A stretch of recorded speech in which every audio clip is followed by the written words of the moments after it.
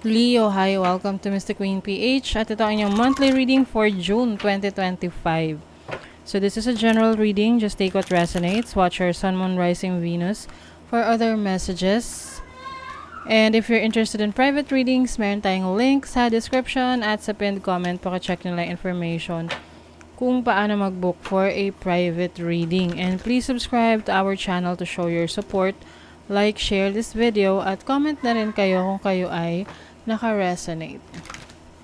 Okay, so let's see, Leo. What's up? You have Pisces energy, which is sensitivity. I think this is related to your emotions and also yung inyong creativity. So you may be tapping into your creative talents and skills. You also have retrograde and then 11th house. Okay. So retrograde is reassessing your situation. So maaring meron kang binabalikan from the past na ready ka na ba to move on, to move forward? Ready ka na ba na mag-heal? Kasi Pisces is also about healing. 11th house is your community. So maaring there are some people na may mga tao na tutulong sa'yo to heal from whatever it is na pinagdaanan mo in the past na somehow was painful sa'yo, no? Talagang nasaktan ka. And also, you might be meeting new friends. Pwedeng new friends and then you will be bumping with someone na dati mo nang nakilala. Let's say dati mong katrabaho, classmate mo nung college, or someone na nakilala mo randomly. Makikita mo ulit ngayon. Pwedeng you will have a coffee together or magka-catch up kayo sa isa't isa about yung mga naging ganap ninyo. Let's see what else for Leo. High Priestess. This is someone na very, parang well-calculated rin yung mga actions ninyo. Parang nagmamasid kayo. Nagmamasid kayo sa mga pagbabago, sa mga taong nasa paligid ninyo. You are observing. This is transformation for you. I feel like may mga changes sa directions na tatahakin ninyo. There is something na ipupursu mo, something unfamiliar, pero alam mo sa sarili mo na yun talaga yung dapat mong gawin. Kahit na hindi ka familiar doon, kahit bago lang sa'yo yon, but alam mo, sinasabi ng instinct mo na sige, gawin mo na yan. You have the Three of Swords. Some of you, Leo, are really going through something. This is a painful ending, painful relationship, or disappointment sa isang tao na pinagkatiwalaan mo. Or disappointment sa isang sitwasyon na umasa ka. Pwedeng sa trabaho yan, umasa ka na mapopromote ka, umasa ka na uunlad yung career mo or magkakaroon ka ng fulfillment, but hindi siya nangyayari. That's why ngayon well-calculated yung mga actions mo because gusto mong may magbago. Although nire-reassess mo na tama ba itong gagawin ko, ito ba yung ipupurso ko. Nandun ka sa point na nagde-decide ka kahit nasasaktan ka or kahit na disappointed ka. We have the Lovers and the Emperor. Puro mga major arcanas to. There's a new commitment na papasukin mo, Leo. This can be a new job, a new career, a new relationship para sa iba. But this is something serious eh. So kung nanggaling ka sa isang relationship na hindi seryoso, casual relationship, open relationship, I feel like ngayong June, you will meet someone or merong made-develop na relationship na magto-turn into a serious commitment for you. For some of you, I see this as a serious commitment sa bagong plano mo sa career, bagong plano mo sa trabaho mo. And this will require a lot of planning. Kailangan planado mo kung ano yung mga gagawin mong actions, yung mga steps na gagawin mo to be able to ma-achieve mo yung goals mo. Wow, speaking of goals, you have the star. Alam nyo, Leo, kung meron kayong mga gustong maabot, mga goals, pangarap,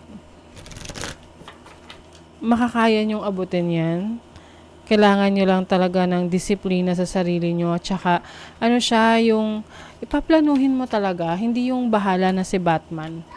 Oo, meron ka talagang parang roadmap na susundin na ito yung first step, second step, third step, and so on, para ma-achieve mo yung goal mo. Kasi kung parang walang direction, wala, magra-rumble-rumble ka lang dyan kung saan ka papunta.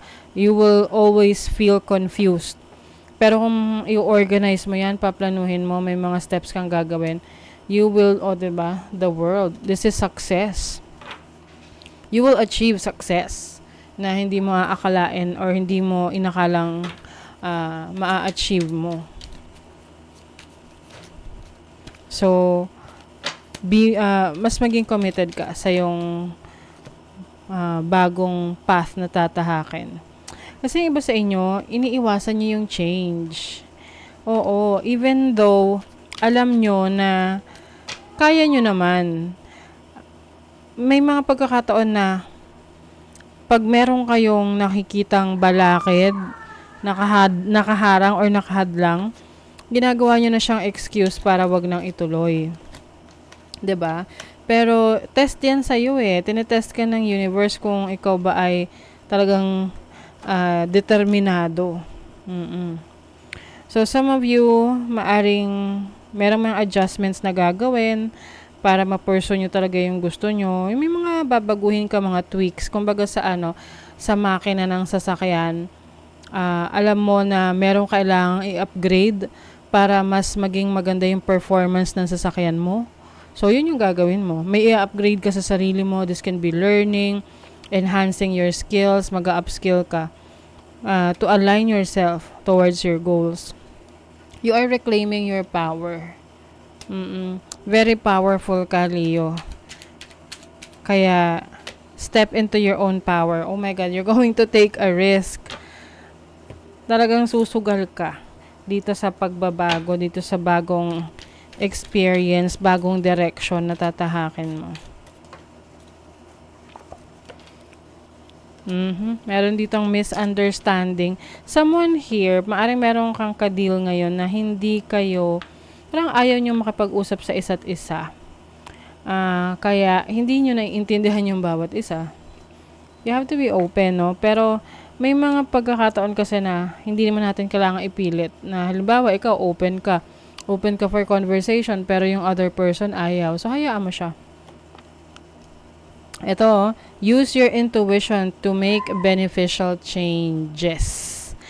This is like ito yung pinaka summary ng reading mo. ng reading nyo, Leo. With the High Priestess, that is your instinct, your intuition. Wow. You might receive flowers, no? Random, na someone might give you flowers, and this will lighten up your day. Tapos biglang ganito, be careful, do not take risks. You need to defend yourself. Okay, so itong risk na iti-take nyo, this has to be well-calculated risk. Hindi yung risk na hindi mo pinagplanuhan, bahala na si Batman, hindi ganon. Inaral mo rin siya. Although risky kasi bago sa'yo, bago sa paningin mo, hindi ka ganon ka-familiar, pero may knowledge ka pa rin dun. Aware ka sa consequences. Rest, renew, recharge. What does your body crave and need right now? Yes. So, yung iba sa inyo na nangangailangan ng pahinga, nangangailangan ng de-stress, no? Pagdi-de-stress, bigyan nyo ng time yung sarili nyo na i-pamper, no? Yung sarili nyo. Magpunta kayo sa salon, magpamasahe kayo, or any activity or any rituals na pwede nyong gawin para makapag-relax. Yung iba, pwedeng magbakasyon. Yung iba, simpleng tulog, masarap na tulog, okay na yon para makapag-recharge kayo. Okay, this can also be, meditation, doing some exercises, mga somatic exercises that releases stagnant energies. Okay, so that is your reading, Leo. Thank you so much. See you again.